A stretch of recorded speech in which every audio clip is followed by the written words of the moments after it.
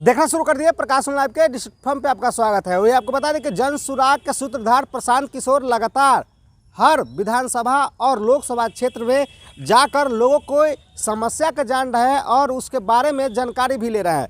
ऐसे में उन्होंने बीजेपी पर निशाना साधते हुए कई बड़ी बातों को उन्होंने कहा है। उन्होंने साफ तौर पे कहा कि बीजेपी का जीतने का मकसद 4 कारण है और कई बड़ी बातों को उन्होंने साफ तौर पे लगातार बता रहे हैं और लोगों की समस्या जान रहे हैं। ऐसे में उन्होंने कई बड़ी बातों को उन्होंने साफ तौर पे कहा है और आगे क्या कुछ बता रहे हैं खुद सुनिए। इसके स्तर पर जब लोग पूछते हैं, जो काम मैं पहले करता था कि भाजपा जीतती क्यों है, तो मैं ये आपको बताता हूं कि भाजपा के जीतने के 3 नहीं 4 जो उनकी प्रमुख ताकत है वो है विचारधारा, जिसको हिंदुत्व आप कहते हैं, दूसरा नेशनलिज्म राष्ट्रवाद, तीसरा लाभार्थी और चौथा उनका जो ऑर्गेनाइजेशनल और फिनेंशियल ताकत है।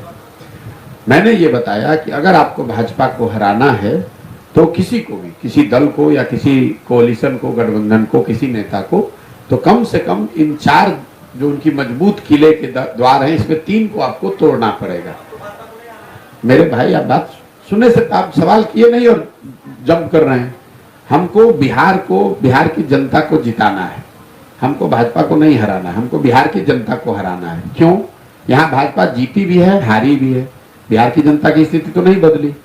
यहाँ पर लालू नीतीश जीते भी हैं, हारे भी हैं, कांग्रेस जीती भी है, हारी भी है।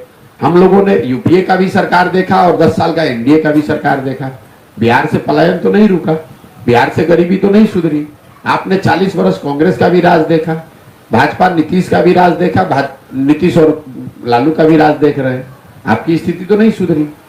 तो जब तक आप उस समस्या के मूल को नहीं समझिएगा, जड़ को नहीं सुधारिएगा, जड़ में लालू नीतीश भाजपा नहीं है, जड़ में यहाँ के लोगों की वो प्रवृत्ति है कि जहां आप 5 वर्ष अपनी समस्याओं से जूझते हैं, रोते हैं, गाते हैं, गाना गाते हैं, परेशान रहते हैं, लेकिन जिस दिन वोट देने जाते हैं तो उन सारी समस्याओं को भूलकर जात पर, धर्म पर, लालू के डर से भाजपा को, भाजपा के डर से लालू को वोट करते हैं।